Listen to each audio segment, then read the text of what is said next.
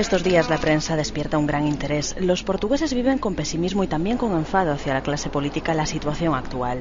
Como en tantas otras cuestiones, los medios de comunicación son fundamentales a la hora de que la población valore qué es lo que está sucediendo.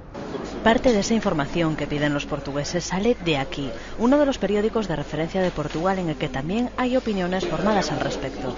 O governo tomou algumas medidas que foram erradas. O pacote de austeridade que o governo apresentou antes de ser derrubado era bem melhor do que tudo o que agora nos vai cair em cima.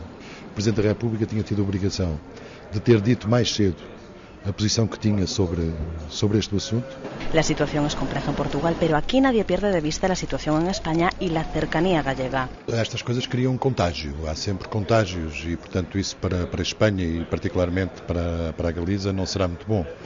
Para além do mais, como sabe, os bancos espanhóis têm uma parte significativa da dívida portuguesa. Los dejamos escribiendo y diseñando la portada de mañana, que no será mucho más optimista que la de estos últimos días.